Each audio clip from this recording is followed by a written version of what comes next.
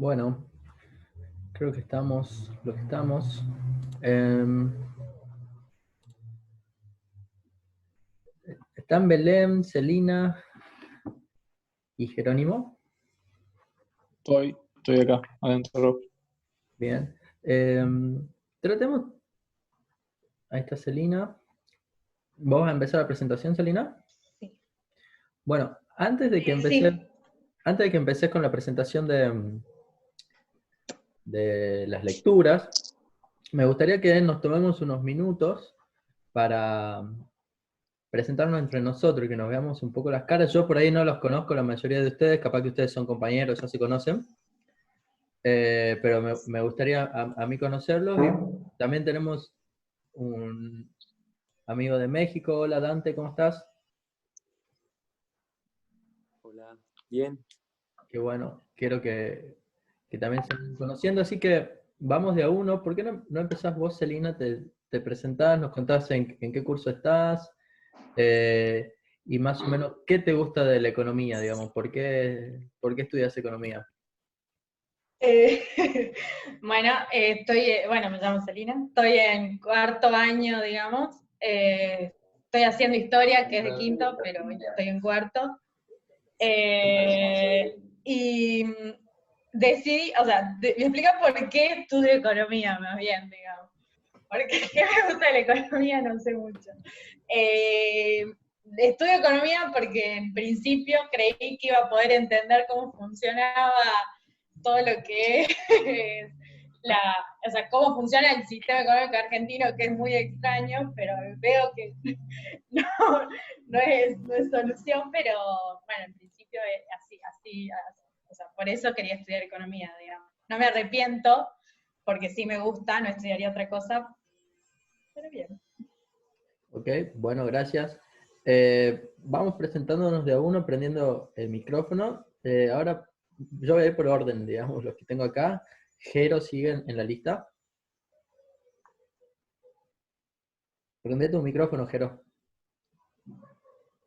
Listo. Ahí. No sé si me escuchan. Sí. Nada, bueno, estoy también en cuarto año.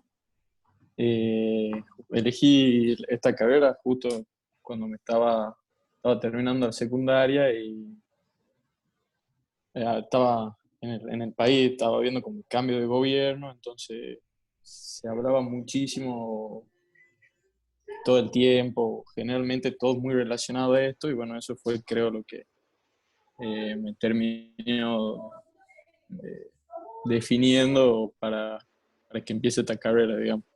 Me gustaba de lo que se hablaba, eh, me sentía atraído. ¿En qué año terminaste? ¿En el 2008? No, No, estamos en 2017 2020 ya. empecé, Ah, empecé la ok, facultad. ok. Em, ¿Quién seguirías? ¿Belén?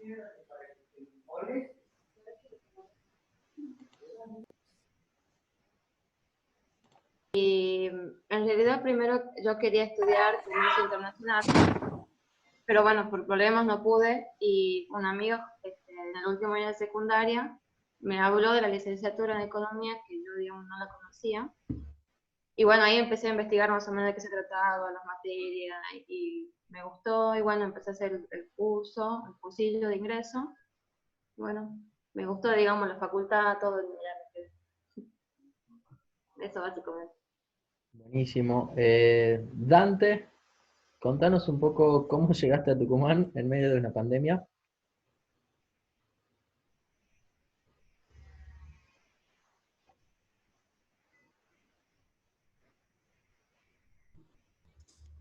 Ajá.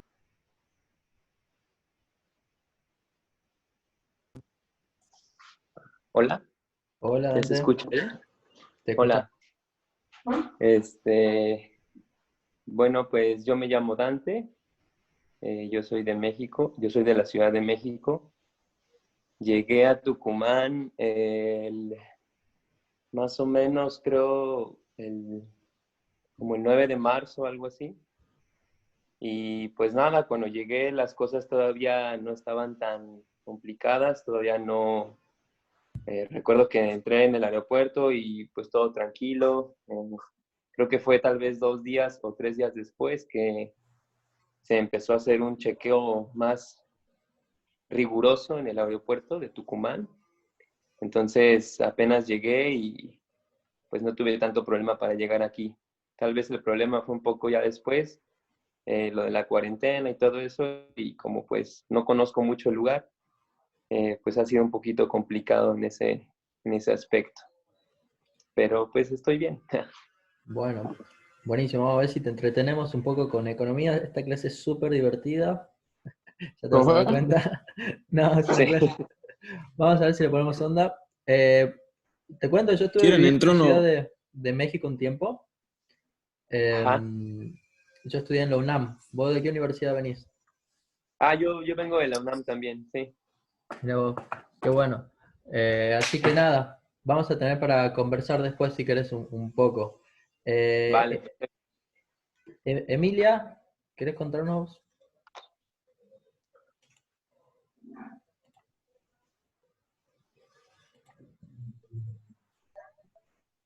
Uy.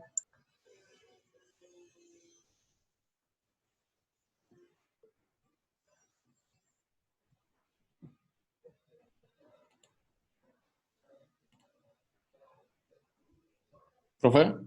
Hay unos Es- chicos que quieren entrar al aula. Ya están No todos pueden. adentro. Ah, Eh, listo.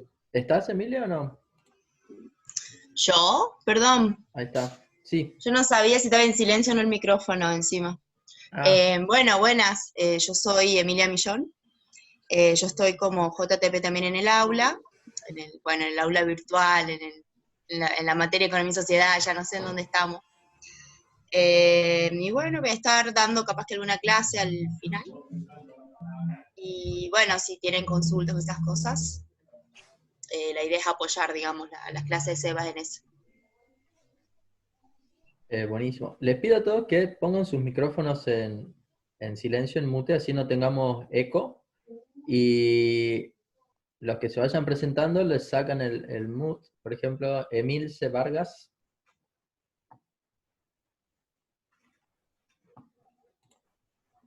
Ahí está. Hola. Hola.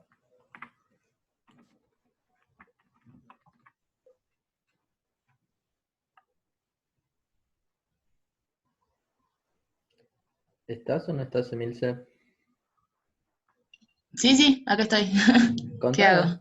¿en qué curso estás? ¿Por qué elegiste estudiar economía? ¿Qué esperas de este curso? Ah, estoy en quinto. Me parece interesante porque es distinto a lo que vemos en general en la carrera, así que decidí hacerla por eso más que nada.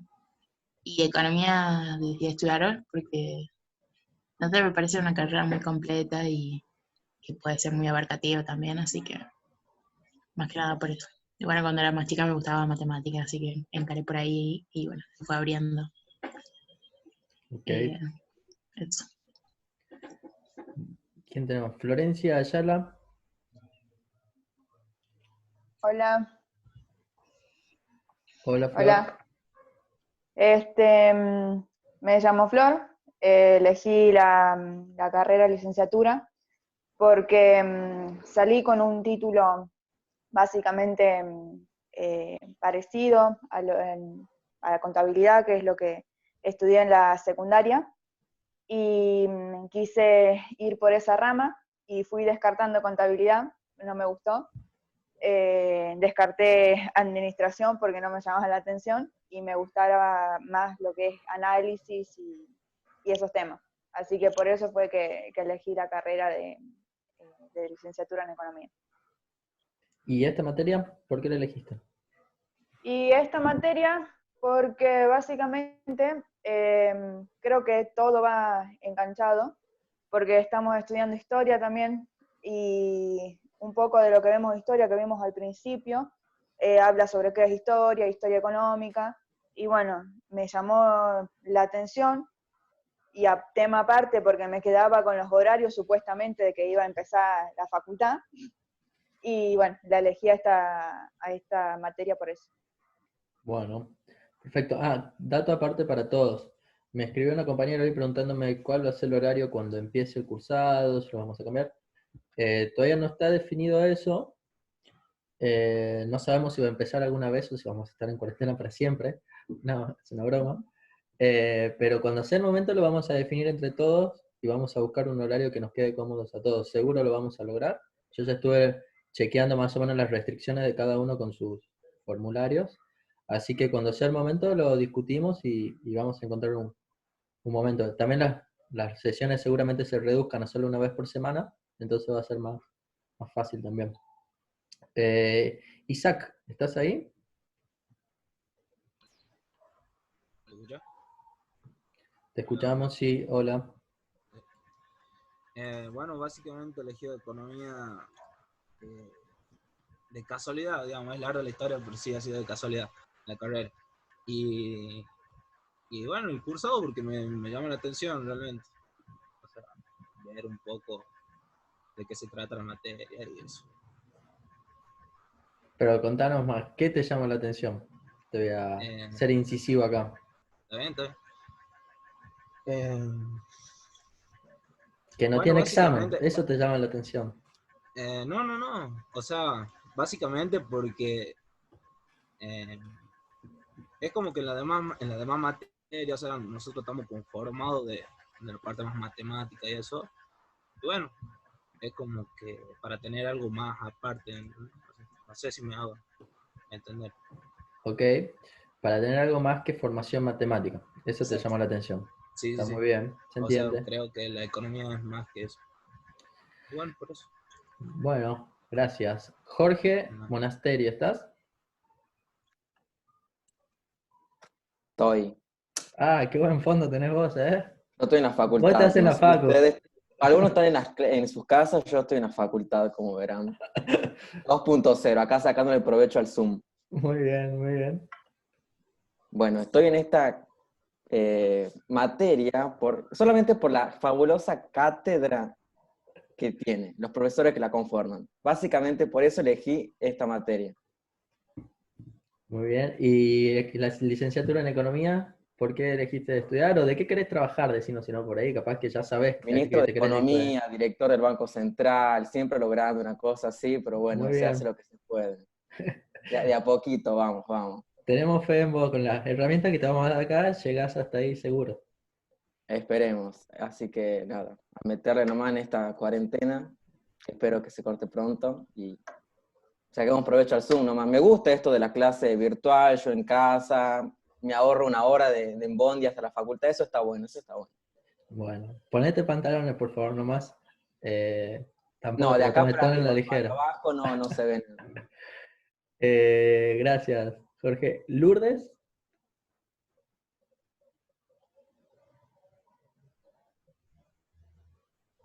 Hola, ¿me escuchás? Hola, te escuchamos.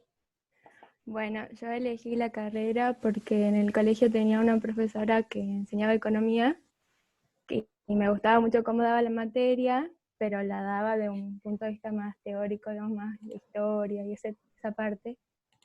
Así que bueno, también por eso me metí en esta materia, porque me gusta mucho la parte de la historia y cómo se fue formando todo, y más allá de la matemática, digamos. Perfecto. Muchas gracias, Lourdes. Malena.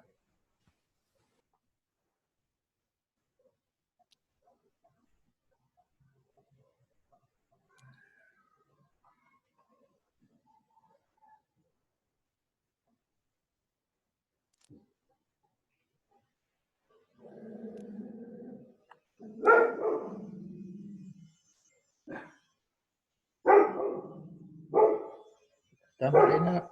No te escuchamos.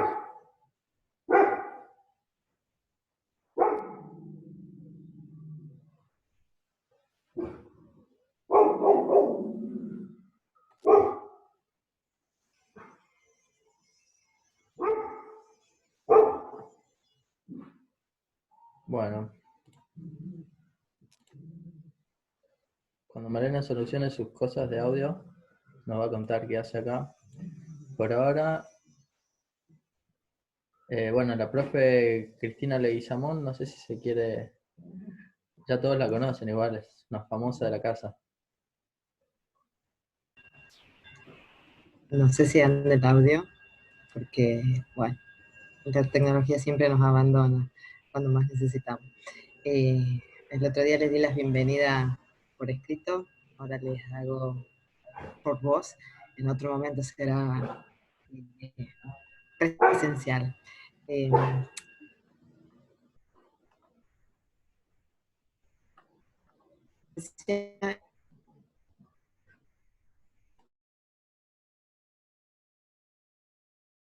experimentar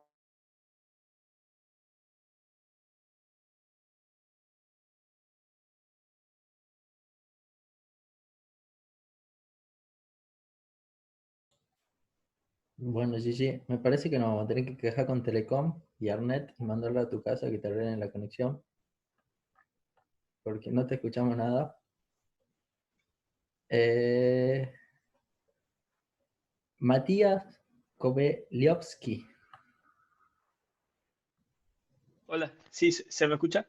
te escuchamos bien, Matías. Bueno, ¿por qué elegí economía? Siempre me gustaron las ciencias económicas y bueno, elegí economía porque me parecía dentro de toda la más amplia, con mayor campo de acción a futuro, digamos. Y bueno, y también por aparte de eso me resultaba ya muy interesante. Y la materia porque me gusta que sea más más de discusión, digamos, y no tan formal en el sentido que como veníamos teniendo otras materias.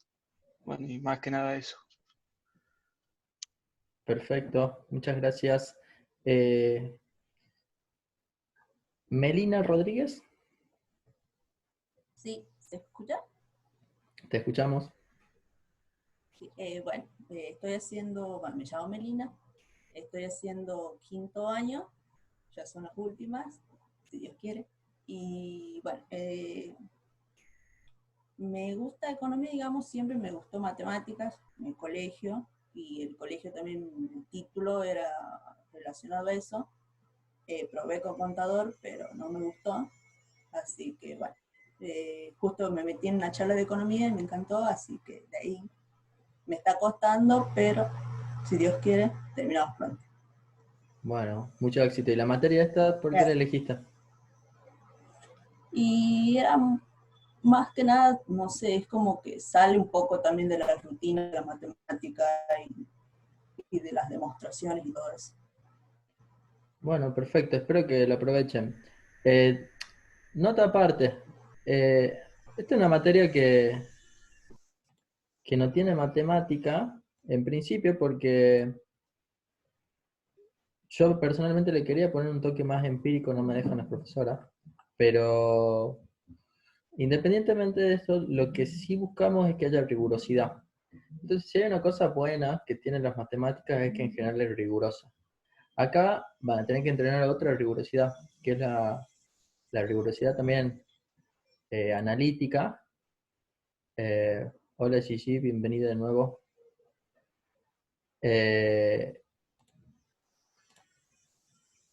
Y a veces puede ser más complejo, porque aunque ustedes cuando terminen la carrera se van a dar cuenta que en realidad les gusta mucho la matemática, si no, no hubiesen terminado, no hubiesen llegado ni siquiera a este punto. Y se van a dar cuenta que en realidad no tienen mucha rigurosidad lingüística. Entonces, parte de la lectura los va a venir a suplementar en eso, y cuando lean, por ejemplo, los textos, creo que de la clase que viene, que es sobre ya filosofía económica, se van a dar cuenta de lo difícil que puede ser también salirse de las matemáticas. Las matemáticas parecen difíciles, pero al mismo tiempo son fáciles, en el sentido de que una vez que las conoces, te dan una cuestión de seguridad. Estás como dentro de tu casa y ya sabes cómo hacer una derivada, sabes cómo hacer una serie de números, y ya te sentís incómodo cuando tenés que salir de las matemáticas. Entonces, parte de esto va a ser que descubran nuevas incomodidades. Se van a dar cuenta que no están incómodos solo con las matemáticas, sino también con lo literario, ¿no? Cuando se lo lleva a un grado de profundidad analítica, me refiero.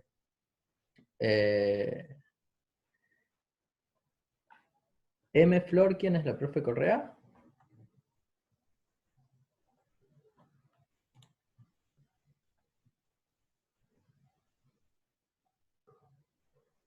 ¿Está está escribiendo por el chat la profe. ¿No tenés micrófono, Flor?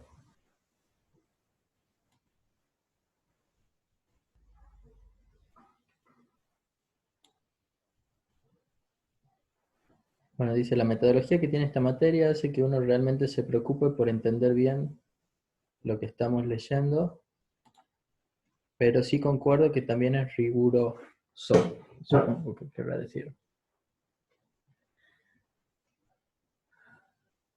Ok, Mica Suárez.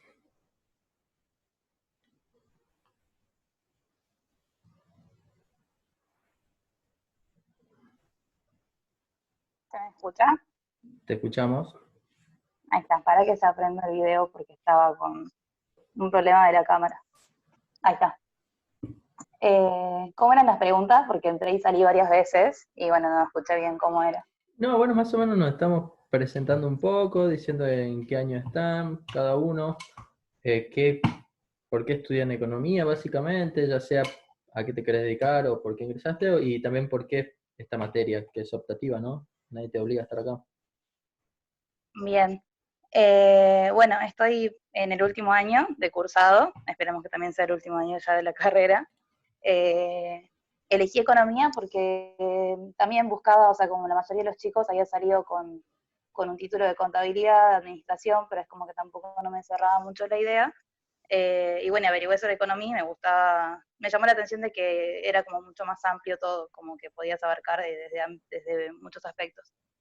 Entonces, básicamente eso me gusta, y me gusta más la matemática y todo, así que creo que vamos bien. Y en sí la materia de economía y sociedad la elegí porque también tenía ganas de probar otro punto de vista, que no sea todo matemático o de modelos o esas cosas, digamos. Entonces quería como cambiar más o menos el estilo que veníamos hasta ahora. Aparte creo que es la primera optativa que elegí, así que vamos a probar. Bueno, perfecto. Esperemos que le saquen provecho. Comentario aparte, ya se lo dije, pero se lo repito porque la verdad es importante. Esta materia es nada más que una oportunidad, digamos, en la que ustedes puedan explorar otros espacios y encima les cuenten un crédito para recibirse, ¿no? Siempre todos han aprobado acá, algunos van a aprobar con mejor nota, otros con menor nota, pero generalmente eso no va a ser un problema. Y la materia va a ser tan buena como ustedes, básicamente. Nosotros solo le proponemos un formato, un espacio, algunas lecturas, pero el valor agregado siempre lo dan los alumnos. Así que les recomiendo que lo aprovechen y que se esfuercen por ustedes, digamos, para que les sirva, para que aprovechen la oportunidad esta, porque no creo que lo vuelvan a tener. Yo no la tuve nunca, digamos, o sea, la estamos creando ahora en esta carrera, en esta materia. Yo cuando cursé no la tuve, haciendo estudio de maestría no la tuve, de doctorado tampoco lo tuve, lo voy a tener. Entonces, de verdad, una cosa rara que espero que al menos, si están acá es porque les interesa, así que aprovechenlo, eso es un poco el mensaje. Nicolás Cisnero. ¿Se me escucha bien? Sí. Bueno, yo decidí estudiar economía en el secundario. Yo estaba en la orientación económica del colegio y tenía una materia que era economía en el colegio y el profesor Eduardo Robinson me vendió básicamente la carrera. Creo que fui el único que compré de mi año, pero a alguien se la vendió, digamos. Y de ahí estoy en cuarto año y decidí cursar economía y sociedad, principalmente por lo que es el nombre, porque muchas veces nos dicen que tenemos que mirar lo que son las sociedades en sí, pero siempre la vemos desde el punto de vista de modelos y no como es realmente, digamos, o como se fue planteando a lo largo de lo que fue la historia. Entonces me interesó mucho más que nada por el nombre de la materia. Bueno, buenísimo. Se me despertó una cosa con lo que dijiste. Y es el decir, la vemos como modelo, sino como la realidad. Y esta es una cuestión incluso epistemológica o desde la teoría del conocimiento que se puede abarcar también. Y es si es que podemos ver la realidad, si es que existe una realidad per se, un objeto en sí mismo, como la economía o como la sociedad, que no esté atravesada por nuestros propios modelos. Entonces, mi postura, y una postura que se ha ido descubriendo a lo largo del siglo XX, cuando empezó lo que ya es el mundo de la posverdad y todo esto, es que básicamente toda forma de conocimiento está atravesada por modelos. Un modelo es una cosa más amplia que Robinson en una isla decidiendo entre cocos y horas de sueño, ¿no? Ese es un modelito con una forma matemática. Pero básicamente toda la representación que nosotros hacemos de la realidad, incluso cuando le ponemos un nombre, cuando pensás en un país, cuando pensás en una provincia, cuando pensás en un género, cuando pensás en un grupo etario, cuando pensás en una profesión, cuando todo lo que vos estás imaginándote cuando pensás en la sociedad en sí, es a través de un modelo. Entonces, un poco de lo que iba a la clase pasada también era decir, la ciencia social implica hacer representaciones a través de modelos. Y los modelos que elegimos siempre van a estar cargados por unas cuestiones propias, nuestra propia subjetividad, la ideología, el contexto, lo que está pasando. Entonces nunca nos vamos a poder escapar, porque acceder a esa realidad per se, al objeto en sí mismo, independientemente de toda representación humana, como lo intentaría hacer las ciencias naturales, que también ahora ya se discute que ni siquiera las ciencias naturales pueden hacer eso, siempre vamos a necesitar de un modelo.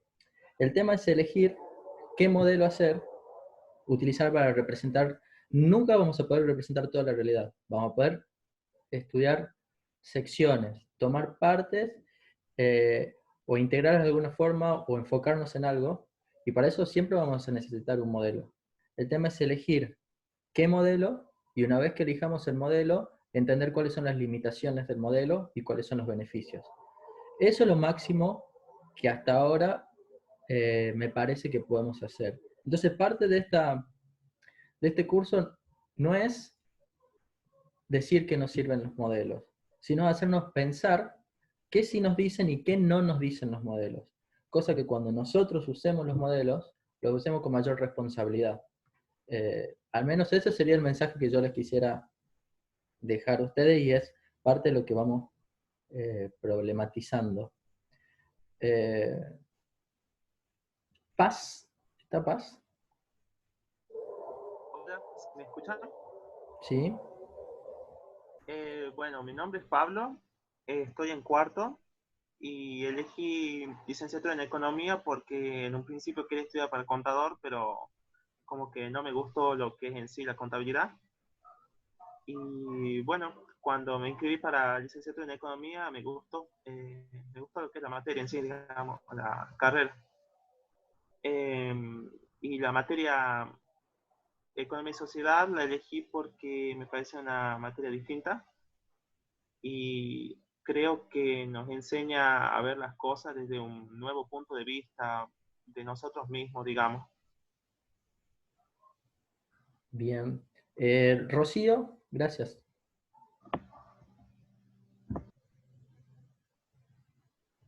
Rocío Villafaña, sí. ¿Me escucha? Te escuchamos. Hola, mi nombre es Rocío y estoy en el último año de la carrera. Básicamente me quedan bien finales, terminé el curso el año pasado y elegí esta materia para mantener más o menos el ritmo, que me parecía interesante también cuando hablé con las profesoras y por eso la elegí. Y bueno, la carrera la elegí porque en el colegio tuve una modalidad de economía y yo hice el ingreso queriendo cursar o pensaba ser contadora. Y cuando fui a la charla no me gustó nada y ahí se me planteó la duda.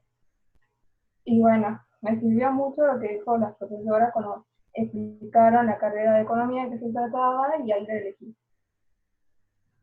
Bueno, perfecto, muchas gracias.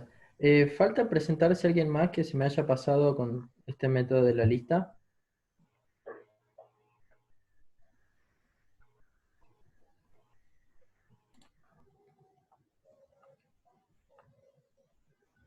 Ya los 23 que estamos acá nos presentamos. Mary Jo, Flor, ¿quieren decir algo? A ver, está Catalina también. Deja la Catalina y de ahí nada, unas palabritas yo y... Dale. Hola, ¿me escuchan? Sí. Bueno, yo a diferencia de los chicos del colegio salí con orientación humanística, así que por ahí no vino mi elección. El porqué de la carrera y de la materia creo que van de la mano. Me interesa mucho lo social, siempre me ha interesado mucho la justicia social, y bueno, es más que nada eso. Bueno, gracias, Cata. Flor, te escuchamos. No, bueno, darles la bienvenida. Yo estuve de oyente la clase pasada. Muchos de los chicos que están ahora conectados en Economía y Sociedad ya estoy teniendo contacto porque están cursando Historia. Y bueno, un poco en la línea de lo que vos estabas planteando recién, la idea de la materia es que ellos se encuentren con un montón de problemáticas que no están presentes a lo largo de la carrera y que en algún punto pueden sonar como descoordinadas quizá, o como que al principio no entendemos muy bien de qué va, pero me parece que lo bueno es que cada uno también vaya encontrando qué es lo que, digamos, descubriendo qué es lo que esta materia le está aportando, ¿no? Entonces, me parece que bueno, que el desafío es ese, que problematicemos cosas que quizá ni siquiera las tenemos en mente y que vayamos también descubriendo cuestiones que bueno, que hacen a nuestra profesión y a nuestra formación como economistas y que la carrera en su tronco común, digamos, no lo da, ¿no? Entonces eso me parecía que estaba piola. Y después la otra es, bueno, nada, augurar que la verdad que, insisto, mucho del grupo que está acá, estamos trabajando desde hace ya 3 semanas en Historia, y la verdad que estoy teniendo una respuesta que nunca me hubiera esperado, y son pibes que le están poniendo mucha pila y que ojalá que se replique acá, porque la verdad que va a valer la pena mucho. Así que nada, eso. Bueno, gracias. Mary Jo, María José, ¿estás ahí? ¿Quieres Hola, decir algo? chicos. No, saludarlos nada más, no quiero ser reiterativa, no sé qué habrán hablado en la primera sesión, que no pude estar presente, así que bueno, saludarlos y me alegro de estar en contacto con todos, aunque sea de esta manera. Y bueno, me alegro la verdad la convocatoria nuevamente de esta materia.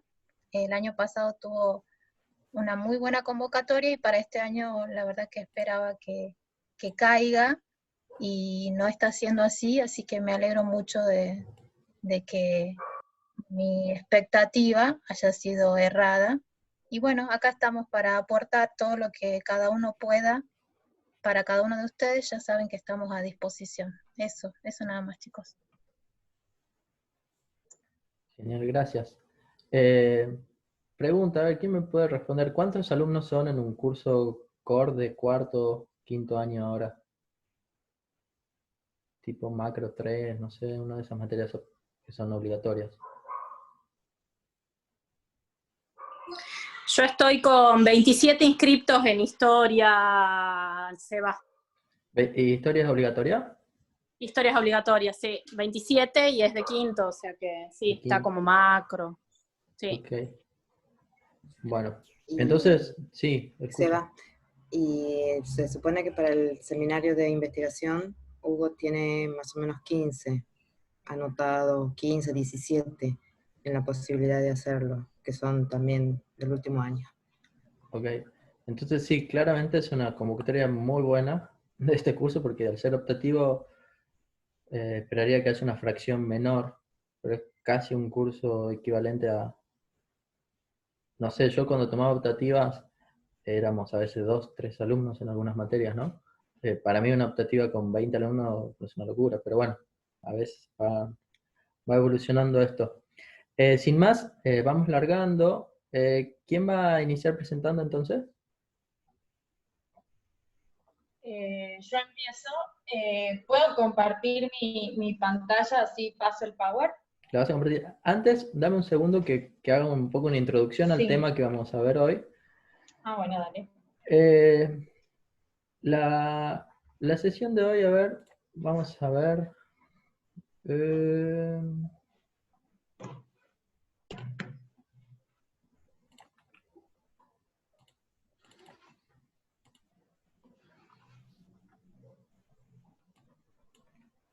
Sesión 2, ¿qué es la economía como teoría de la elección individual? Es el título. Y sobre esos hay 3 lecturas básicas. Una es la lectura de Lionel Robbins. Si se fijan, son 2 páginas, no es una gran lectura. Y la idea es profundizar un poco sobre la definición estándar, digamos, la que todos conocemos. Tratar de leer las verdaderas palabras de Robbins, en qué contexto lo dijo. Y después hay 2 lecturas de Daniel Haussmann. Daniel Haussmann escribió este libro que se llama La ciencia inexacta y separada de la economía. Ese sería como el título, es la misma tesis del libro. Daniel Haussmann es un filósofo que hace filosofía de la economía, muy importante, tal vez uno de los top en el mundo.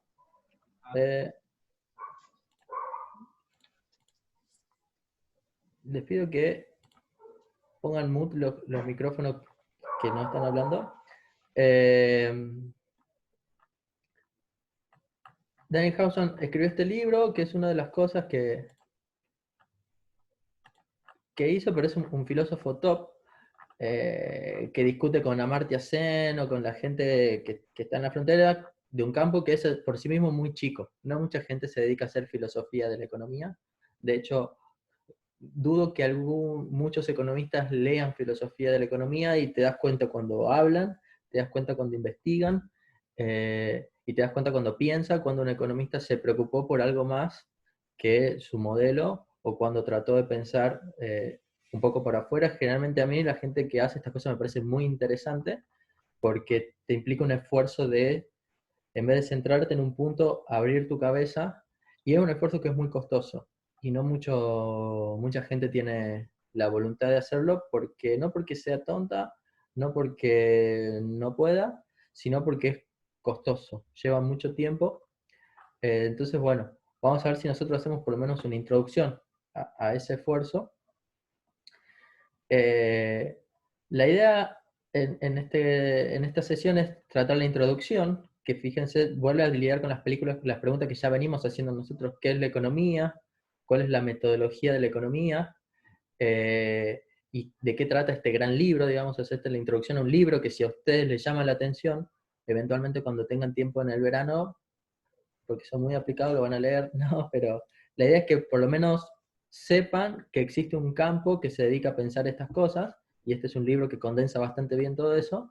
Y vamos a entrar un poco en lo que es la parte 1, que es la racionalidad y la teoría de la utilidad. Como les decía, esta unidad se llama la economía como teoría de la elección individual, y es más o menos, si se quiere, el estándar de la economía teórica hoy. O sea, la economía, tanto como la microeconomía como la macroeconomía moderna, se basan en modelos. Generalmente el estándar es un agente representativo. Ese agente en el modelo estándar tiene que tomar una decisión. Esa decisión casi siempre es maximizar su utilidad. Y para maximizar su utilidad, casi siempre lo que hace es utilizar una racionalidad ilimitada. es decir, una capacidad perfecta de entender todos sus deseos internos, de interpretar todas sus posibilidades que tiene, conoce todas las posibilidades que tiene, las puede rankear desde la que más le gusta hasta la que menos le gusta, y además muchas veces, sobre todo en macroeconomía, tiene una previsión. Puede ver el futuro, puede ver cómo van a ser sus opciones mañana, pasado mañana y hasta el infinito. Y con eso puede hacer una proyección infinita en el que hace una esperanza de todas sus posibilidades de consumo, y en base a eso arma un ranking y toma una decisión hoy sobre qué hacer. Cuánto ahorrar, cuánto consumir, cuánto dormir, cuánto trabajar, etc.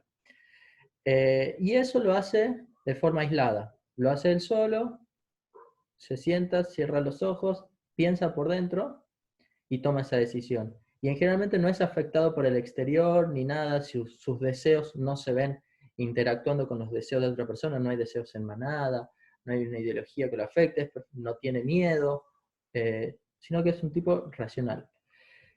Lo que vamos a hacer acá es tratar de ver una introducción a eso, a esa teoría, que es un poco el estándar, que es lo que le permitió, sin embargo, mucho avance también a la economía, abstraerse de la realidad y sintetizarla en ese modelo del Homo economicus, que es básicamente lo que ustedes ya conocen.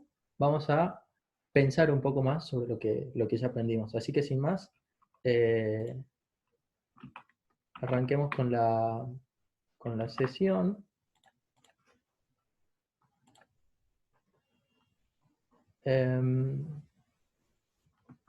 Fíjate a ver si podés compartir vos tu pantalla. Yo no sé si yo te puedo indicar eso.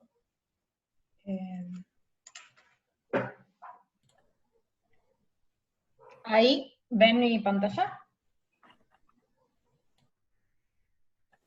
Perfecto. Sí. Bueno, nosotros como que hemos cambiado un poco el orden de los papers, como vos lo presentaste en la lectura. Vamos a empezar hablando, sí, qué es la economía, y hacemos un poco, primero empezamos hablando de la introducción de Hausmann, que...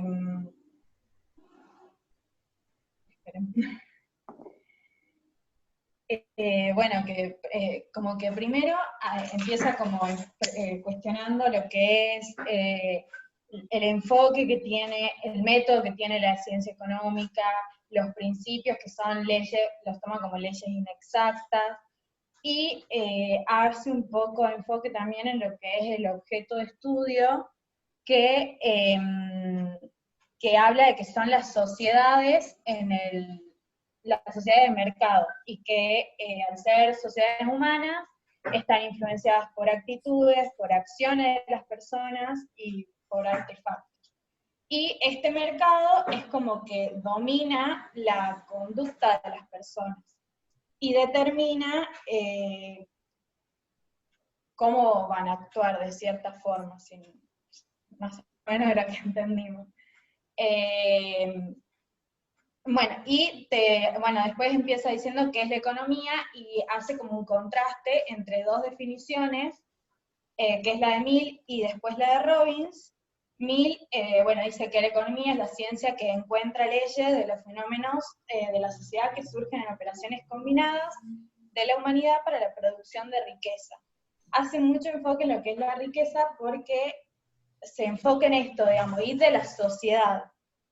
Mientras que la definición de Robin hace más enfoque en lo que es los recursos escasos, y que ese es el paper que teníamos que leer también.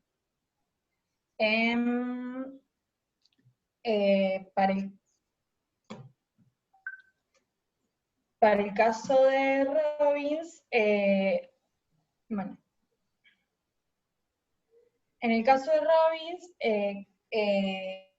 empieza el capítulo mencionando un hecho, como una metáfora, diría yo, de que una persona que quería tener mucha plata al frente de una máquina en un casino, y se puso a rezar y tuvo mucha plata. Esto lo que nos quiere decir es que Robbins hace enfoque en lo que es la escasez, porque las personas tenemos recursos escasos y tiempo escaso. O sea, el día tiene 24 horas, la vida no es para siempre, y los recursos son alternativos, pero siguen siendo escasos. Entonces,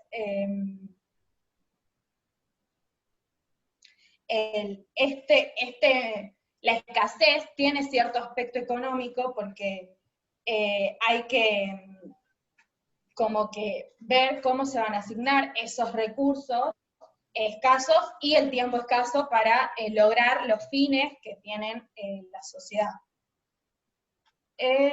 Después, en la introducción habla de lo que es la metodología económica, que explica, se puede definir, digamos, de 3 formas. Que primero existen personas que investigan la metodología para saber cómo funciona la disciplina económica en el presente y en el pasado. Así también poder entenderla.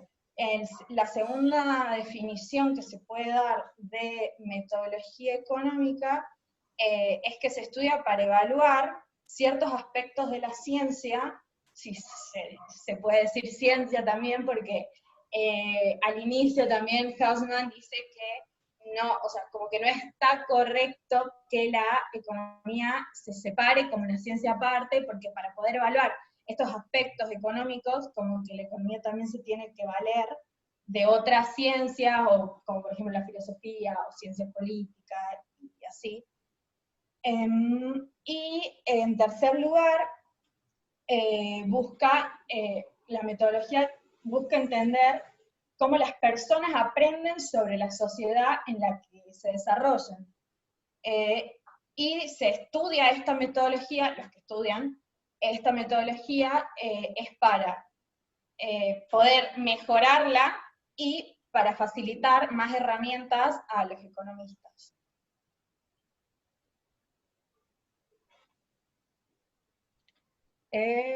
Bueno, esa ya es mi parte, ahora le toca a Belén.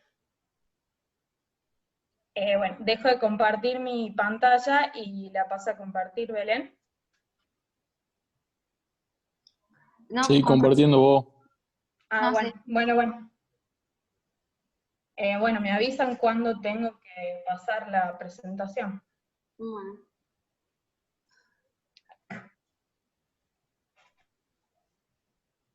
Ay, joder. Ahí está. Bueno, en el capítulo 1 de Hausmann habla sobre las preferencias racionales y la elección en condiciones de certeza. En el modelo básico de microeconomía dice que los individuos eligen racionalmente.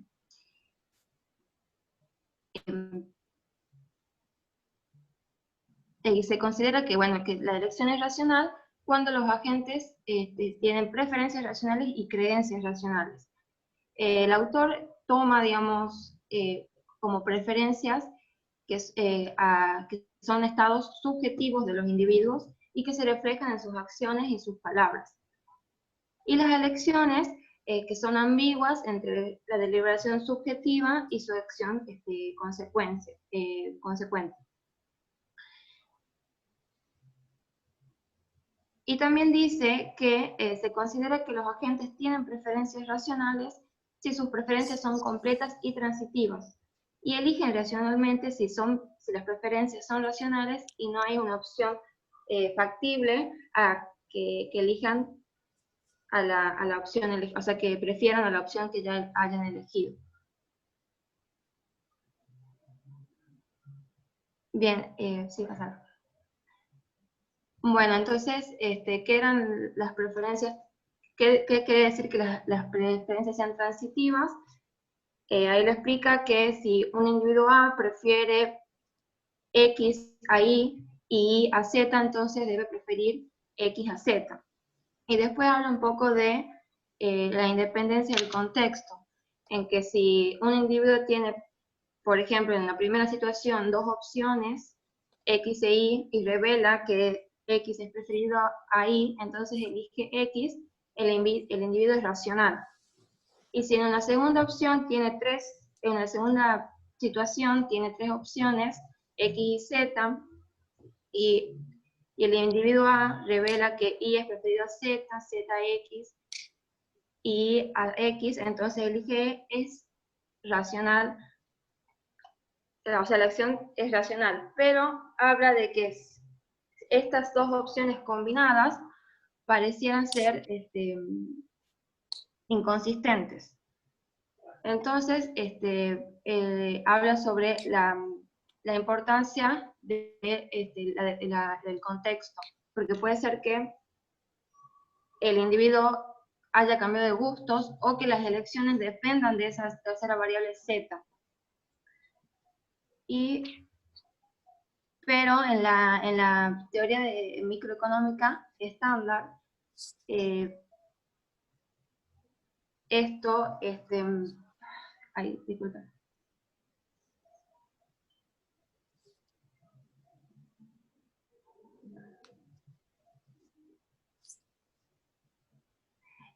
La teoría estándar dice que estas dos situaciones no son racionales porque los individuos tienen información completa. Entonces, la posibilidad de construir un orden de preferencia relevada a partir de elecciones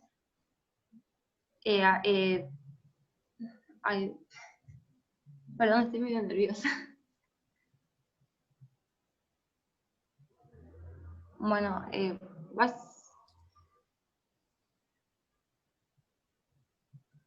sí, pasando.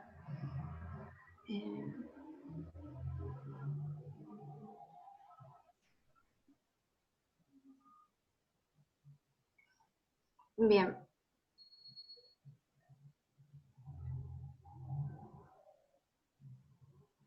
Bien, un individuo, vamos a pasar a la siguiente, la de maximización. Acá dice que un individuo maximiza su utilidad simplemente cuando hace lo que prefiere, y decir que los individuos son maximizadores de utilidad no dice nada sobre la naturaleza de sus preferencias.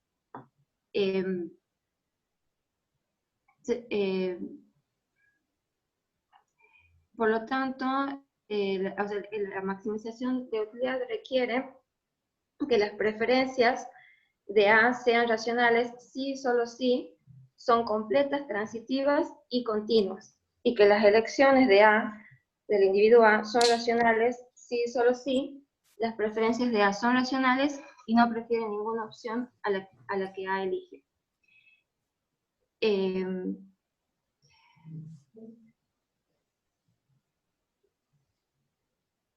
Bueno, Sí, no sé si se me escucha ahí.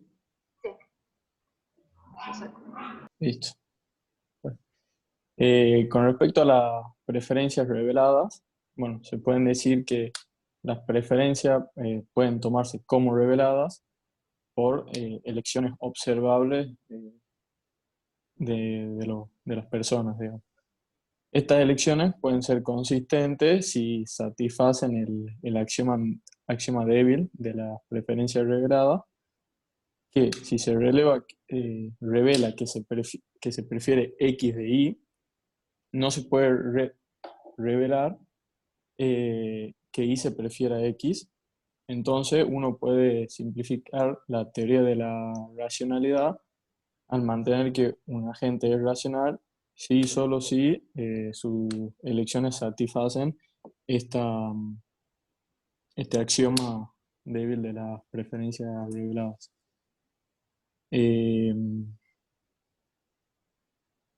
Eso.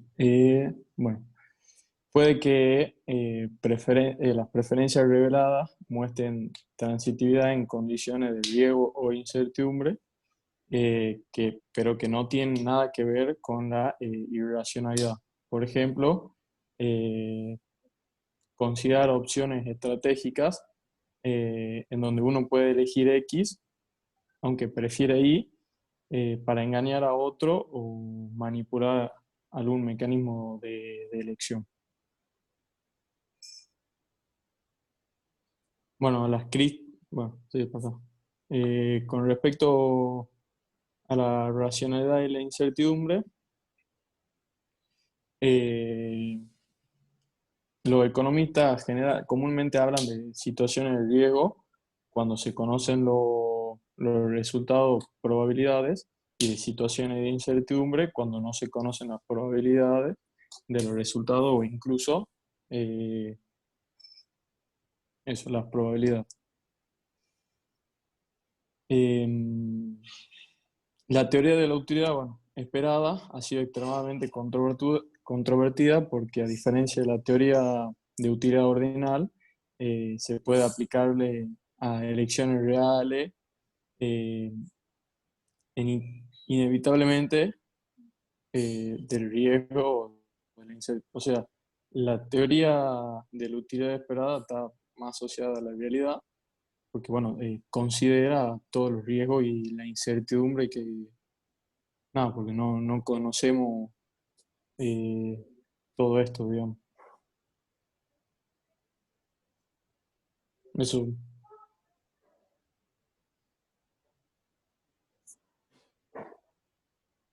Sí. Ahí termina nuestra presentación, profe.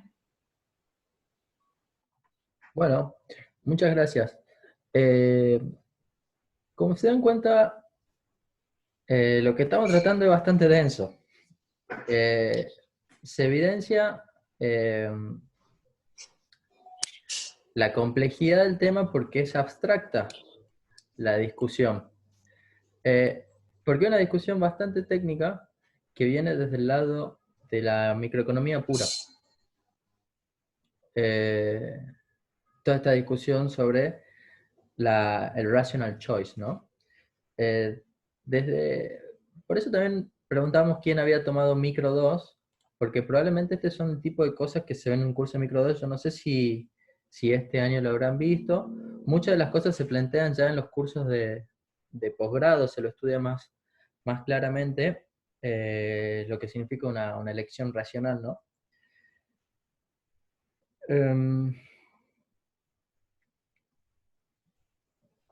Acá hay dos cosas. Por un lado tenemos el punto central en el que estamos de acuerdo, no es que estamos de acuerdo, sino que están de acuerdo todas las teorías, y es que el individuo es la unidad de análisis de la economía. Todos los modelos de economía y las formas de estudiarla tienen que hacerse a partir de los individuos. ¿Bien? Eso es un punto bien importante, en el que no se lo discute acá dentro de este capítulo, sino que está dado como implícito. Tienen un individuo que en principio tiene que tomar decisiones. Esa es la cosa básica. Me hubiese gustado que hubiesen profundizado más en el texto de Lionel Robbins. No escuché nada de Lionel Robbins. Y es importante para nosotros analizar esa definición de Lionel Robbins y lo que decía ese texto de forma más continua, y tratar de relacionar lo que decía Lionel Robbins con lo que ustedes leyeron acá. Cómo pasamos de lo que él estaba diciendo a la forma en la que la modelamos. Es bastante sutil, como le digo, esto, pero el acuerdo está en que hay un individuo. Ese individuo tiene un problema, que es la escasez. Y a ese problema de la escasez, ¿cómo lo resolvemos? ¿Cómo hacemos para modelar la forma de decisiones de un individuo en concepto de escasez?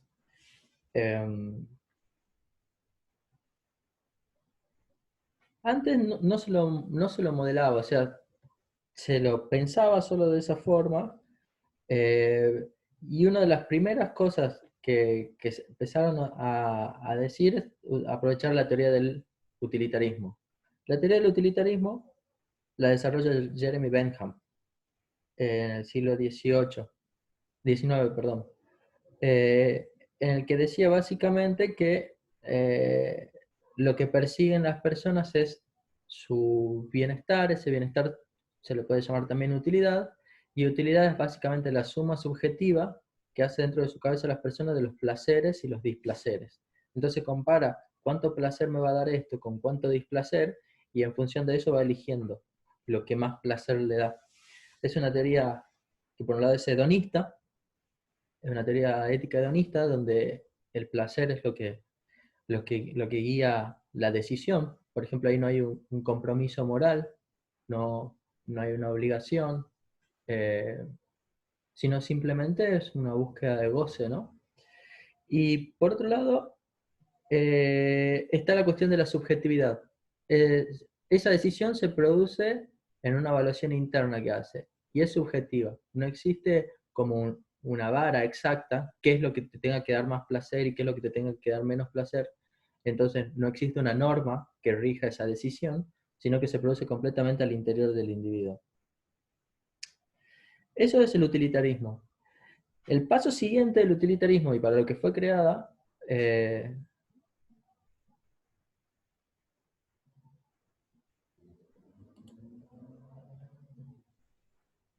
¿me escuchan todos?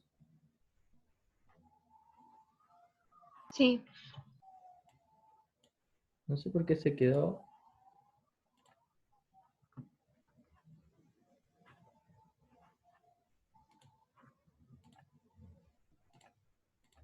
Ok.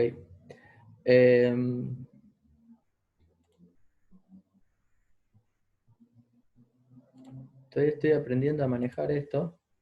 No sé cómo hacer para que aparezca más mi pantalla. Bueno.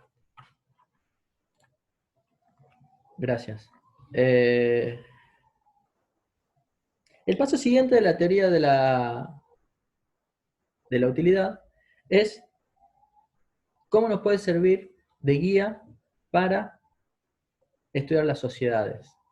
Entonces, lo que se empezó a hacer desde la economía política, antes de Lionel Robbins, fue decir, bueno, entonces el bienestar de una sociedad puede ser entendido como la suma de todas esas utilidades individuales. Y eso sería en sí el utilitarismo. El utilitarismo es el mayor placer, o el mayor bienestar, o la mayor utilidad para la mayor cantidad de personas. Esa es la teoría ética básica del utilitarismo. Y es lo que guió la economía política hasta Lionel Robbins, básicamente. Cuando se profundiza sobre la gran crítica que hace Lionel Robbins, y es de donde se establece esa definición, y es lo que está en ese libro, es que hacer ese análisis no tenía ningún sentido, porque no se podía comparar el bienestar de una persona con el bienestar de otra. Esa comparación interpersonal de utilidades no era posible de ninguna forma, no existía ninguna manera de decirlo, solo debía ser hecho de forma objetiva y solo cada persona sabía cuánto era su placer o su displacer. Entonces eso hacía que sea imposible cualquier forma de análisis social. Entonces básicamente lo único que tenemos que hacer es dejar que haya un mercado donde las personas en el interior de su conciencia tomen decisiones, que interactúen libremente y que el mercado regule esas voluntades. Esa es básicamente la teoría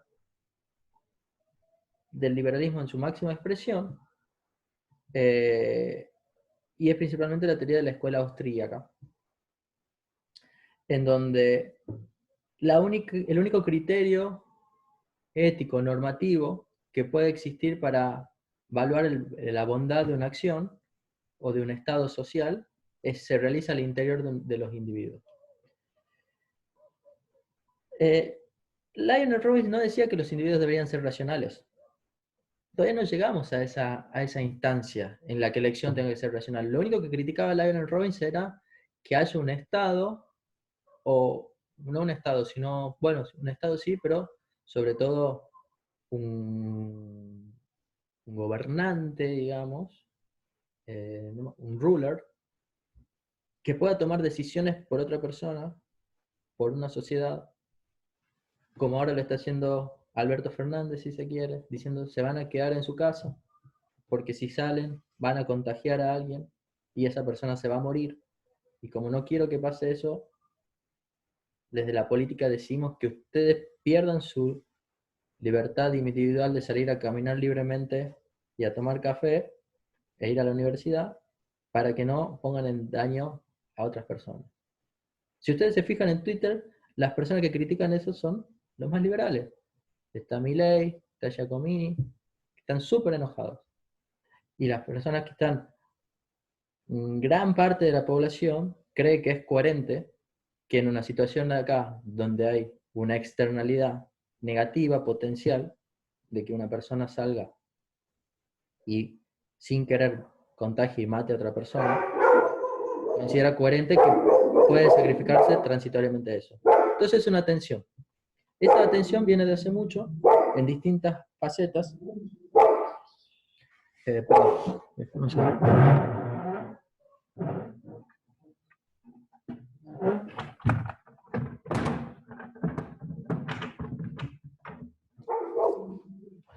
Mi perra se pone nerviosa.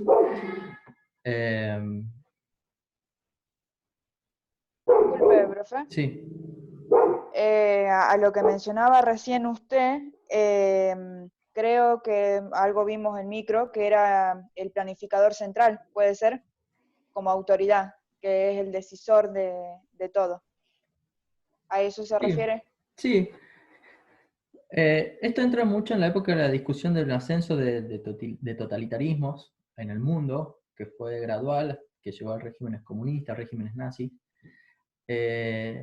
Y también viene en línea con una discusión anterior, que fue la Revolución Francesa, donde fue una revolución básicamente liberal, pero liberal en el sentido clásico. Después surgió el neoliberalismo, que es otra cosa, en el sentido de ir contra un rey. Entonces, muchas veces hubo una tensión sobre alguien tomando decisiones sobre la población. Entonces, si se quiere, es una visión un poco democrática de la organización social, ¿no? El tema es que cuando es a veces llevado demasiado a extremos, ya se pone complejo. Y es parte de la tensión que vamos a estar tratando a lo largo de todo este curso. La tensión entre el individuo y la sociedad. Esa tensión existe, es una tensión económica, política, que la vivimos día a día, y este curso se mete de lleno en esa tensión. Acá estamos iniciando con la economía como una ciencia que en su parte más ortodoxa y su parte más mainstream, lo que hace es tomarlo como una pura teoría de la elección individual. Acá estamos poniendo un poco de contexto de las implicancias de esa teoría. Lionel Robbins pone entonces esta crítica, que es una crítica que fue muy difícil de debatir, que caló muy hondo en la forma en que se hace economía, contextualizada por cuestiones políticas también, contextualizada por muchas otras cosas. Lo que terminaron haciendo es que esta visión en la que no se puede hacer un análisis social, científico y objetivo,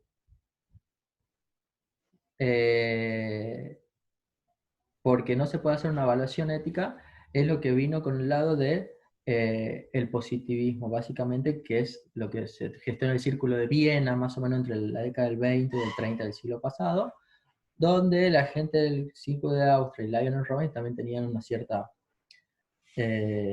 cercanía, ¿no? Que es algo, como les digo, que después fue muy superado, pero la ciencia económica en gran parte quedó atrapada en esa discusión de hace 100 años. Hasta acá estamos en simplemente la imposibilidad de tomar decisiones o de hacer evaluaciones científicas a nivel social. Entonces necesitamos una herramienta que nos permita pensar los individuos y las interacciones de las sociedades a nivel individuo, centrados en la escasez. Eso es Lionel Robbins, esa es la teoría básica de los sujetos tomando decisiones,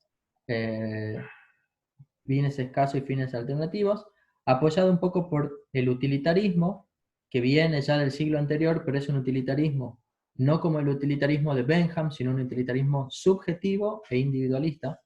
No es el utilitarismo clásico que se estudia en ética, cuando estudian los cursos generales. Y ese era un poco el framework. Cuando llegamos a la década del 50, esta teoría de la utilidad de sujetos que, si se quiere, están maximizando su utilidad, que tal vez es como ustedes lo estudiaron en microeconomía, un sujeto que maximiza su utilidad, deja de ser tan relevante en la década del 50, la noción de utilidad.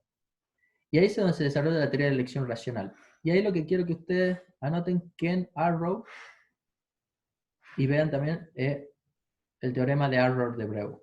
Para los que no hicieron, eso es algo que se ve en micro 2, que es el teorema del bienestar. Esa es una teoría que es el modelo axiomático de la elección racional. Y después tienen otra teoría que es la teoría de la preferencia revelada, que es una teoría empírica, que es más que nada el framework de Paul Samuelson, donde dice, yo en base a observar las acciones que hacen los individuos, puedo interpretar cuáles son sus preferencias. ¿Por qué? Porque me están revelando sus decisiones. Y hay una teoría un poco matemática bien densa, que no me quiero meter en eso porque no es necesario para este curso, pero básicamente lo que hace es decir, ¿cómo puedo pasar de preferencia revelada a teoría axiomática de elección racional, y cómo de la teoría axiomática puedo pasar a la preferencia revelada? Y son unos teoremas. Que eso es lo que ustedes presentaban recién con lo que se llama el WARP. El axioma débil de la preferencia revelada. Eso sirve para ver cómo puedo pasar de la utilidad a la racionalidad. La teoría de la elección racional básicamente tiene dos principios, y es que si las preferencias son completas, en el sentido de que todo lo que hay, yo puedo emitir, puedo hacer un ranking, qué es lo que prefiero sobre lo de abajo. El ranking puede ser, me gusta tanto como esto, o prefiero estrictamente esto a esto. Es decir, soy indiferente o prefiero una cosa sobre la otra. Lo que no puedo decir es no sé. ¿Qué crees? ¿Que se muera tu papá o tu mamá? No puedes decir no sé. Tenés que decir, prefiero que se muera este o soy indistinto. Me da lo mismo que se mueran los dos. Eso debería postergarse para todo tipo de decisión posible que tome una persona, que sea completa, y después que sea transitiva, que si yo prefiero A a B y B a C, entonces también prefiero A a C. Simplemente con esos dos axiomas puedo establecer una cuestión de la elección racional. Si le sumo que haya continuidad en esas preferencias y que sean no saciables, en el sentido de que siempre quiero más antes que menos, si sumamos ya esos 4 axiomas, puedo llegar a lo que nosotros conocemos de la maximización de la utilidad, de la curvita cóncava, etc. Y el tema es que acá ya ni siquiera necesitamos hablar de utilidad. Ya no me importa si tiene utilidad, si no tiene utilidad. ¿Qué es lo que necesito acá? Necesito que el sujeto sea racional. ¿Y qué significa ser racional? Que cumple estos axiomas, y con eso yo ya tengo una teoría. Y desde ahí se desarrolla la teoría de los juegos, que es la teoría moderna de microeconomía y de elección. Eso es un poco lo que es esta primera sesión. Entender bien cuáles son las implicancias del modelo básico, donde el individuo es el centro, y qué es lo que necesitamos exigirle a ese individuo para que la teoría funcione. Y básicamente, en la teoría moderna, es exigirle que sea racional, que pueda ordenar sus preferencias, que no pueda tener confusiones, que hablamos eso de las preferencias irrelevantes, que si yo prefiero un set de cosas y me aparece una tercera opción que estaba dominada por las anteriores, no me puede cambiar el ranking. Todas estas cuestiones de la racionalidad es lo que yo les comentaba, que a partir de la década del 80, con la economía del comportamiento, se empiezan a cuestionar todas las irracionalidades que tenemos las personas a los momentos de tomar decisiones. Después otra cosa que es todas estas irracionalidades, y por eso es que le dan el premio Nobel a Thaler en el 2017. Básicamente, lean este libro, que bueno, después se lo va a recomendar María José, porque ella da cursos de eso, pero si quieren ir revisando antes, básicamente el libro se llama Think Fast and Think Slow, creo que el libro de Richard Thaler, donde se cuestiona todo este modelo de elección racional. Y hay otro tema que es muy importante y que va a ser lo que por ahora nos podremos centrar más. Busquen también lo que es el teorema de la imposibilidad de Arrow, que es el problema, cómo surge la elección social en ese caso. Si solo los individuos pueden tomar decisiones, ¿es el mercado el único lugar donde que pueda administrar esas decisiones individuales? ¿O hay posibilidades de hacer elecciones a nivel social, por ejemplo, con otros métodos, como un método de elecciones? La democracia puede funcionar o no. Surgen otros temas. Así que nada, por ahí lo dejamos ahí a esto, y larguemos con las preguntas para que, bueno, debatamos un poco.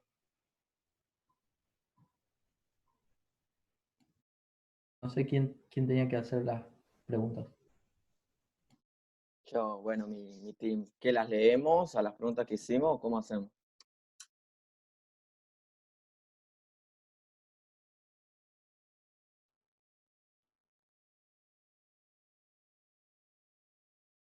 Ay, no te escucho.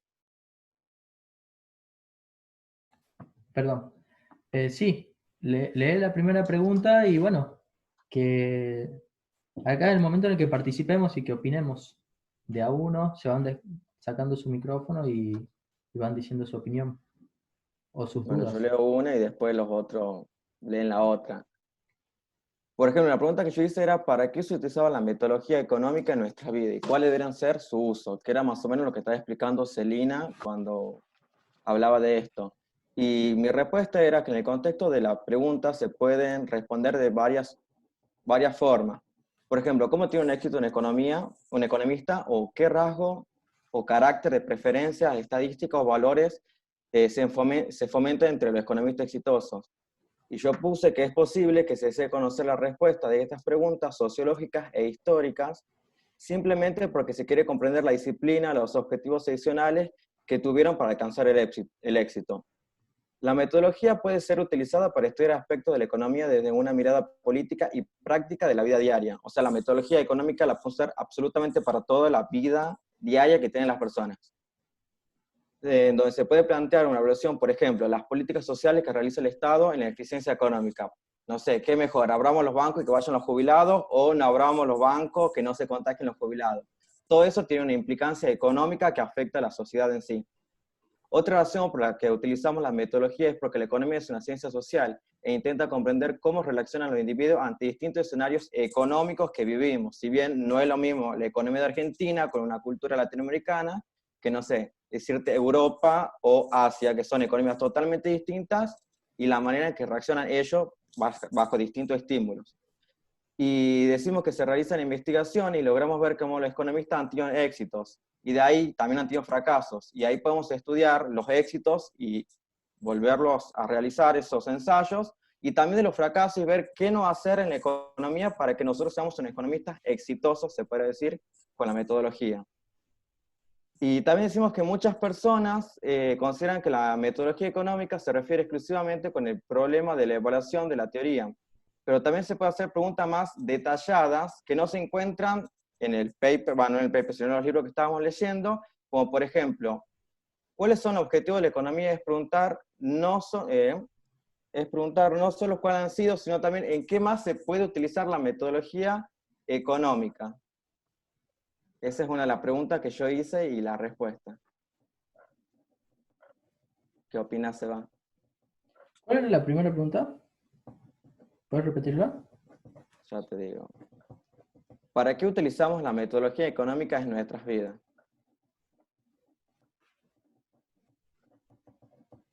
Y la otra era, ¿cuáles deberían ser sus usos? Y ahí la conclusión es que lo podemos usar absolutamente para todo. A mí lo que se me surge es otra pregunta. ¿Qué es la metodología económica para vos? ¿O a qué te referís? Para mí es el uso de la economía, ver qué uso le damos. Si bien en la primera sesión veíamos qué estudia la economía o un economista, acá decimos, bien, ¿para qué sirve la economía y cómo las podemos dar uso a nuestra vida social? ¿Pero qué es la economía, digamos? Lo que vos te referís como economía. Y depende la definición que uno le quiera dar a economía. Como decíamos, economía es lo que estudia un economista, es lo que hace un economista. Acá yo lo defino a economía como a la eficiencia de los mercados que pueden realizar las personas, siempre maximizando su utilidad. Por eso uno de los puntos que yo decía era el implemento de la metodología en el sector público, en los gobiernos, cómo ellos realizan las tomas de decisiones para que sea la manera más eficiente. Ok. ¿Alguien quiere aportar algo o responder a eso?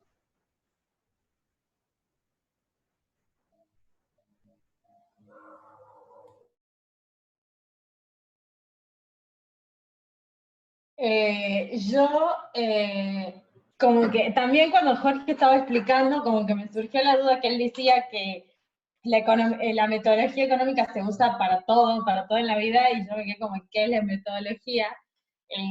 O sea, pensando en método, metodología, descifrando la palabra más o menos, vamos a pensar como que, a ver, yo definiría la metodología económica como el método que se usa para hacer economía, si no, o sea, eso es lo que yo puedo llegar a entender, y entendiendo yo eso, comparto con él, digamos, porque es verdad que hay cierto, o sea, es verdad, como él dijo, o sea, todos los ejemplos que él dijo creo que se aplican a la definición que yo me entiendo, digamos. Así que comparto con Jorge. Muchas gracias, Elina.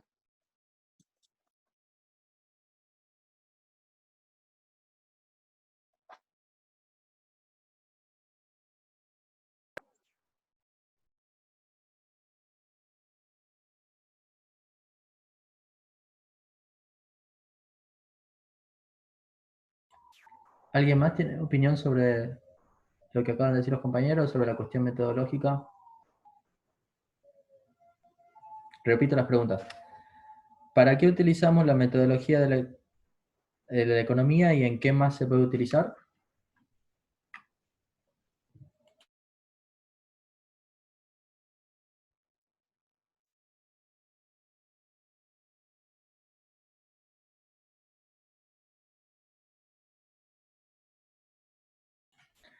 Bueno, pasemos a la siguiente pregunta entonces. Bueno, Kobe, Pablo, les cedo la palabra. Sí, ahí voy. Yo traté, bueno, el tema del riesgo, puse cómo el riesgo influye sobre las decisiones individuales. Y bueno, y lo que yo hablo al respecto, no podemos negar que antes de tomar alguna decisión, como personas pensamos qué consecuencias podría tener tomar cada una de las alternativas que se nos presenta. La verdad es que también, que ante la imposibilidad obvia de saber y o poder predecir exactamente qué es lo que pasará en un futuro, a través de distintos medios intentamos aproximarnos a lo que pensamos que sería una predicción por lo menos cercana. Aún así, nuestra decisión se puede ver afectada por factores exógenos que nosotros no controlamos y que también son impredecibles. Esta imprecisión nosotros la llamamos también como riesgo, que sería algo así como la posibilidad de que un hecho se aleje de la predicción previa realizada por nosotros. El riesgo depende también mucho del contexto en el que se realice la decisión y de factores exógenos, bueno, que ya mencionamos que se presentan. Bueno, es inherente que un individuo al cual se le presentan, por ejemplo, dos alternativas que le producen la misma utilidad, elegirá aquella menos riesgosa, es decir, la que tenga mayor probabilidad de que ocurra como planeada. Ahora, si llegase a ser el caso de que dos alternativas que tienen un ordenamiento preferencial y aquellas que más se prefieren presentan un mayor riesgo que las subsiguientes, la elección se vuelve más complicada.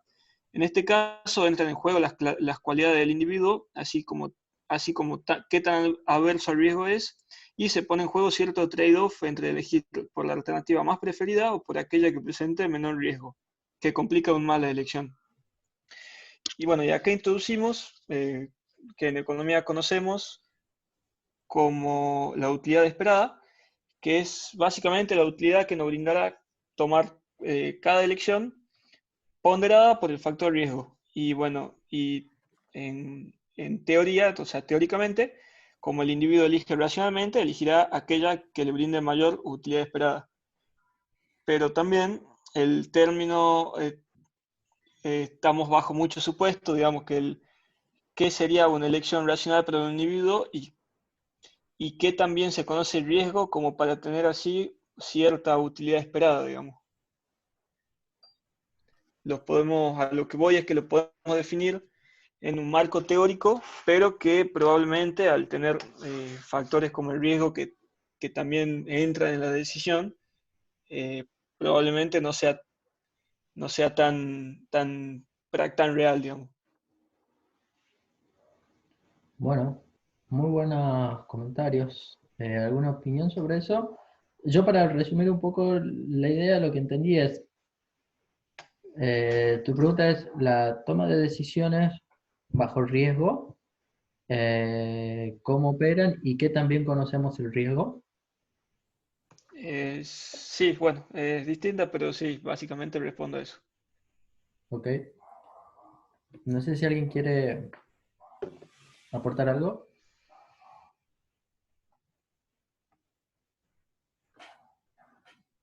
Profe, a mí me surgió una duda de, nosotros en Micro 3 sí vemos eso, las decisiones en teoría de juegos, las decisiones y la probabilidad que se le asigna a cada suceso, y bueno, en base a eso que se decide, y, o sea, realmente, ¿cómo nosotros asignamos esas probabilidades? Porque en teoría de juegos a nosotros nos daban las probabilidades, tipo el profesor te decía, bueno, hay una probabilidad del tanto por ciento de que pase esto o que no pase.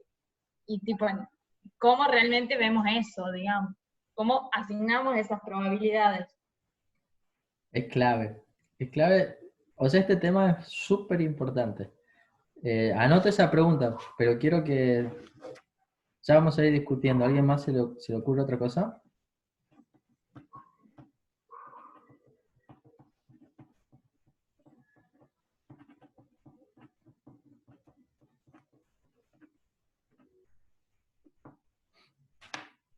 Celina, ¿puedes repetir tu pregunta que justo se me cortó el audio?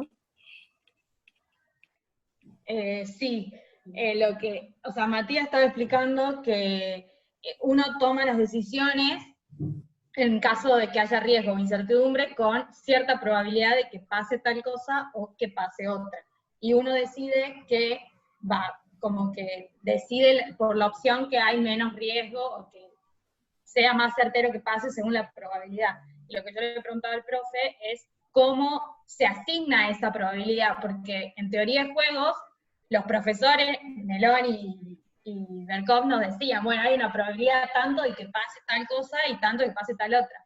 Pero vos, o sea, ahora se me viene a la cabeza, ¿cómo nosotros realmente asignamos esas probabilidades sin que nadie te diga? Digamos. Esta era mi pregunta. Ok, gracias.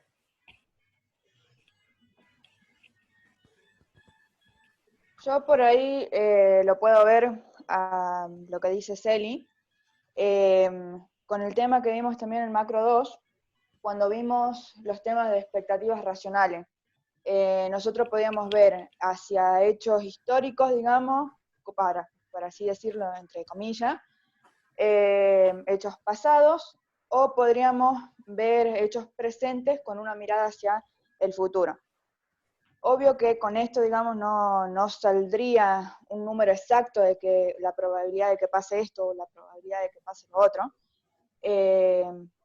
pero tengo esa idea, digamos, de verlo teóricamente, digamos, no con una probabilidad como un número exacto. No sé qué opina usted, profe. Yo voy a dar una opinión sobre la conversación, pero prefiero que opinen ustedes por ahora y después comento yo. No sé si alguien más tiene algo para aportar. O sea, Flor, vos decís como de acuerdo a la experiencia y a los hechos de cuántas veces ocurren, cómo lo vivimos, digamos, a diario, pero claro, no sé cómo es el cálculo matemático para sacar el número exacto de la probabilidad. Claro, exactamente. No se sabe el cálculo exacto, digamos, de hecho hay una fórmula solamente, pero no se sabe el número exacto, pero teniendo que ver, digamos, con hechos, con sucesos. Eso es lo que entiendo yo, digamos.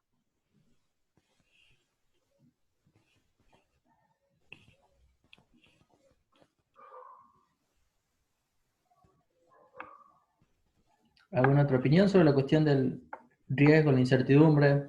¿Cómo definimos la probabilidad en la teoría de la utilidad esperada? ¿Se escucha ahí? Sí. Yo también había considerado el tema de las expectativas racionales,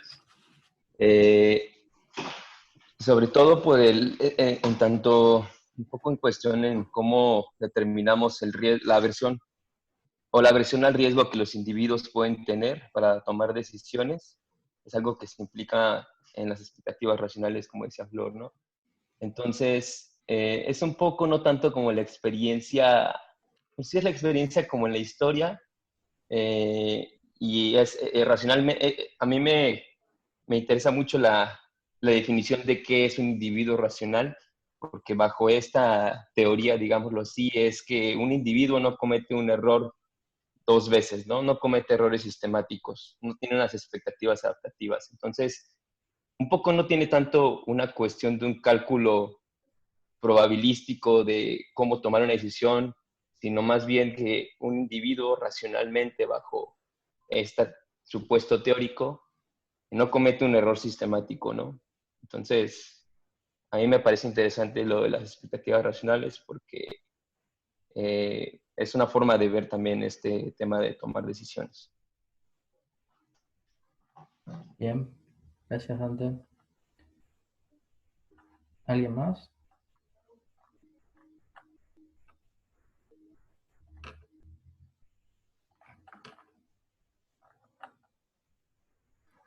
Bueno, muy interesante esto que estamos hablando. Creo que es un tema de más importante. Es un tema que está todavía en la agenda de la frontera del pensamiento, sobre todo macroeconómico, la cuestión de la racionalidad. Y dentro de lo microeconómico, la teoría de los sujetos racionales. Lo primero que voy a decir es que acá hay un problema lingüístico. Y es que es racionalidad. Profesor, Sí, disculpe, todavía no leí mi pregunta y más o menos va en ese tema.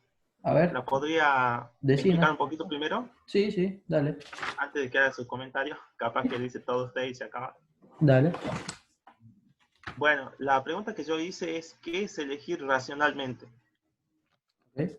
Y mi respuesta fue, es un supuesto utilizado para entender y modelar formalmente el comportamiento social y económico. Suponemos que el individuo o agente tiende a maximizar su utilidad o beneficio y a reducir los costos o riesgos. Los individuos prefieren más de lo bueno y menos de lo que les cause mal. En la escuela neoclásica, en economía se utiliza el supuesto de homo economicus.